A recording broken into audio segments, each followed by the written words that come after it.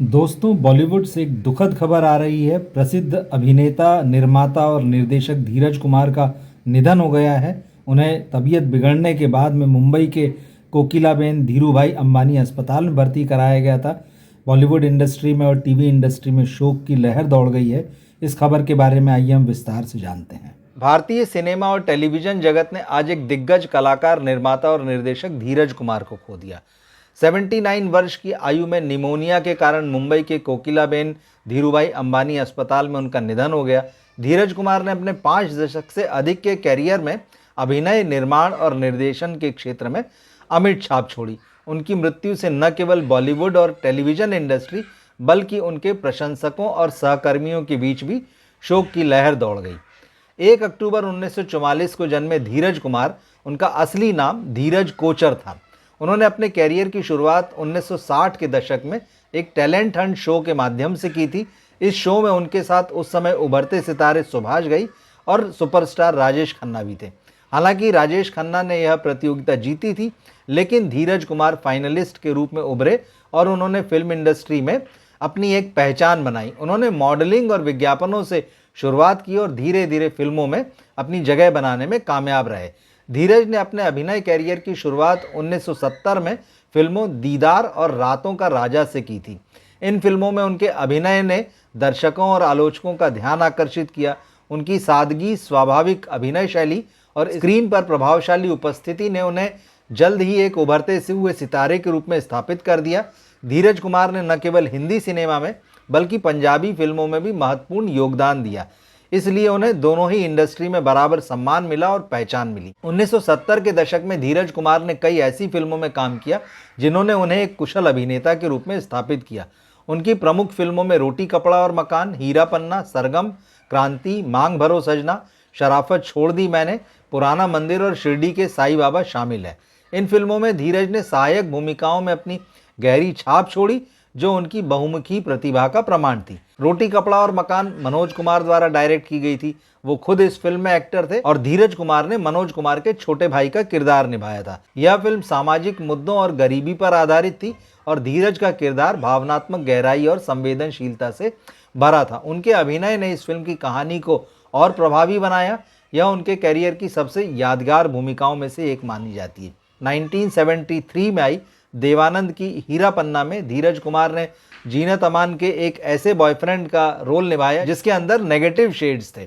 यह किरदार दर्शकों को काफ़ी पसंद आया और दर्शकों पर इस रोल ने बहुत छाप छोड़ी। इस फिल्म में दर्शकों को पहली बार उनकी एक्टिंग की रेंज भी पता चली और वो समझ पाए कि ये कैरेक्टर आर्टिस्ट होने के साथ साथ नेगेटिव रोल्स भी बहुत अच्छे से कर सकते हैं। सरगम 1979 में आई थी। इस फिल्म में उनका एक इम्पॉर्टेंट रोल था। क्रांति भी मनोज कुमार की फिल्म थी। इसमें धीरज कुमार ने छोटा मगर इम्पॉर्टेंट रोल निभाया था। पंजाबी सिनेमा में भी धीरज कुमार का योगदान बड़ा था। उन्होंने लगभग 21 पंजाबी फिल्मों में काम किया, जिनमें सज्जन सिंह रंगरूट, एक संधू हुंदासी, वार्निंग 2 और मझौल जैसी फिल्में शामिल हैं। इन फिल्मों में उनके अभिनय को दर्शकों ने खूब सराहा और वे पंजाबी सिनेमा के एक सुपरस्टार के रूप में उभरे। पंजाब के अमृतसर, लुधियाना और जालंधर जैसे शहरों में उनकी फिल्में आज भी लोकप्रिय हैं। धीरज कुमार की अभिनय शैली में एक खास तरह की सादगी और गहराई थी, जो उन्हें सहायक भूमिकाओं में भी चमकने का मौका देती थी। उनकी स्क्रीन प्रेजेंस और किरदारों को जीवंत करने की क्षमता ने दर्शकों के बीच लोकप्रिय बनाया। फिल्मों के अलावा उन्होंने टेलीविजन में, वो दौर जबकि दूरदर्शन हुआ करता था, उन्होंने एक बड़ी क्रांति वहां पर लाई। 1986 में उन्होंने अपनी कंपनी बनाई, क्रिएटिव आई लिमिटेड, और ये एक प्रोडक्शन हाउस था जो भारतीय टेलीविजन के इतिहास में एक मील का पत्थर साबित हुआ। इस प्रोडक्शन हाउस के तहत उन्होंने कई यादगार और लोकप्रिय धारावाहिकों का निर्माण किया, जिनमें ओम नमः शिवाय, श्री गणेश, घर की बेटी लक्ष्मियाँ, मिली, मन में है विश्वास, ये प्यार न होगा कम, तुझ संग प्रीत लगाई सजना, नादानियाँ, इश्क सुभान अल्लाह जैसे सीरियल उन्होंने बनाए। ओम नमः शिवाय उनका सबसे ज़्यादा फेमस हुआ और घर घर में देखा गया। ये एक पौराणिक धारावाहिक के रूप में आया और इसने दर्शकों पर बड़ा ज़बरदस्त असर छोड़ा। यह शो भगवान शिव की कहानियों और भारतीय संस्कृति को दर्शाने वाला एक मास्टरपीस था, जिसने दर्शकों के दिलों में गहरी छाप छोड़ी। इस धारावाहिक की लोकप्रियता इतनी थी कि इसे आज भी भारतीय टेलीविज़न के इतिहास में सबसे बड़े शोज़ में गिना जाता है। धीरज ने इस शो का निर्माण और निर्देशन किया, जिसमें न केवल आपको उनकी क्रिएटिविटी समझ में आती, बल्कि भारतीय संस्कृति और आध्यात्मिकता को भी इस शो ने घर घर पहुंचाया। इसी तरह से साल 2000 में आया श्री गणेश। यह धारावाहिक धीरज कुमार की एक और क्रिएटिविटी को सामने लेकर आता है। भगवान गणेश की कहानियों पर आधारित इस शो ने दर्शकों को अपनी ओर आकर्षित किया और धीरज की पौराणिक कथाओं को स्क्रीन पर जीवंत करने की जो पहचान थी उसे और मजबूत किया। इसके अलावा जैसे उन्होंने कई सामाजिक धारावाहिक बनाए जिसमें घर की लक्ष्मी, बेटियां और मिली ये शामिल हैं। ये दोनों शो जो है बहुत लोकप्रिय हुए।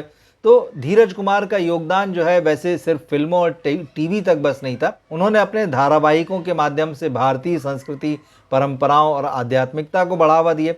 उनके प्रोडक्शन हाउस ने टेलीविज़न इंडस्ट्री में एक ऐसे पुल के रूप में काम किया जिसने सिनेमा और टीवी के बीच की खाई को पाटने का काम किया।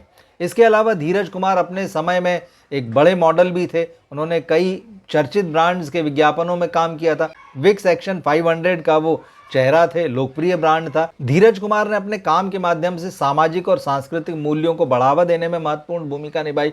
उनकी फिल्में और धारावाहिक सामाजिक मुद्दों, पारिवारिक रिश्तों और भारतीय संस्कृति पर आधारित थे। हाल ही में वह नवी मुंबई के खारघर में इस्कॉन मंदिर के उद्घाटन समारोह में शामिल हुए, जहां उन्होंने सनातन संस्कृति की प्रशंसा की और प्रधानमंत्री नरेंद्र मोदी के प्रयासों की सराहना की। कुल मिलाकर वो न केवल एक कलाकार थे बल्कि भारतीय संस्कृति और परंपराओं में गहरी निष्ठा रखने वाले व्यक्ति भी थे। पूरी फिल्म इंडस्ट्री ने उनको श्रद्धांजलि दी। सिंटा ने उनके निधन पर शोक व्यक्त करते हुए कहा कि भाई वो 1970 से हमारे आदरणीय सदस्य थे और उनका योगदान हम हमेशा याद रखेंगे। प्रोड्यूसर अशोक पंडित ने उनको श्रद्धांजलि देते हुए कहा कि भाई धीरज जी न केवल एक अभिनेता थे बल्कि वो कहानी कहने की मशीन थे। उनके योगदान को भुलाया नहीं जा सकता। आकाशवाणी ने अपने आधिकारिक एक्स हैंडल पर लिखा कि महान अभिनेता, निर्माता और निर्देशक श्री धीरज कुमार जी के निधन से भारतीय सिनेमा और टेलीविज़न जगत को अपूर्णीय क्षति हुई है। तो कुल मिलाकर चारों तरफ से उन्हें श्रद्धांजलि दी जा रही है। धीरज कुमार की विरासत उनकी फिल्मों और धारावाहिकों के माध्यम से हमेशा जीवित रहेगी। वह एक ऐसे कलाकार थे जिन्होंने अभिनय, निर्माण और निर्देशन के क्षेत्र में अपनी बहुमुखी प्रतिभा का प्रदर्शन किया। उनकी फिल्में और धारावाहिक न केवल मनोरंजन का साधन थे बल्कि भारतीय संस्कृति और मूल्यों को बढ़ावा देने का एक माध्यम भी थे। ओम नमः शिवाय जैसे धारावाहिक ने भारतीय टेलीविज़न को एक नई दिशा दी। उनकी फिल्मों ने सामाजिक मुद्दों को प्रभावी ढंग से उजागर किया। उनके प्रोडक्शन हाउस क्रिएटिव आई ने टेलीविज़न इंडस्ट्री में कई प्रतिभाशाली कलाकारों और तकनीशियनों को अवसर प्रदान किए। धीरज कुमार ने अपने काम के माध्यम से हमेशा यह साबित किया कि कला केवल मनोरंजन तक सीमित नहीं है बल्कि यह समाज को प्रेरित करने और शिक्षित करने का एक शक्तिशाली माध्यम भी हो सकती है। कुल मिलाकर अगर देखा जाए तो धीरज कुमार का निधन जो है भारतीय सिनेमा और टेलीविज़न के लिए एक अपूर्णीय क्षति है। उन्होंने अपने अभिनय, निर्माण और निर्देशन के माध्यम से लाखों दर्शकों के दिलों में जगह बनाई। उनकी फिल्में रोटी कपड़ा और मकान, हीरा पन्ना, सरगम और उनके धारावाहिक जैसे ओम नमः शिवाय और श्री गणेश उनकी क्रिएटिविटी, उनकी प्रतिभा के प्रतीक। वह एक ऐसे कलाकार थे जिन्होंने अपनी कला के माध्यम से भारतीय संस्कृति को जीवित किया और सामाजिक मूल्यों को बढ़ावा दिया। धीरज कुमार की कहानियाँ और उनकी विरासत भारतीय सिनेमा और टेलीविज़न के इतिहास में हमेशा बहुत ही महत्वपूर्ण जगह रखेगी और उनको जानने वाले हर व्यक्ति का यही कहना है कि उनकी मृत्यु एक युग का अंत है, लेकिन उनके योगदान और उनकी यादें हमारे बीच हमेशा जीवंत रहेंगी। उनके परिवार, दोस्तों और प्रशंसकों के प्रति पूरी इंडस्ट्री ने गहरी संवेदनाएं व्यक्त की है। हम भी उन्हें श्रद्धांजलि देते हैं। ओम शांति।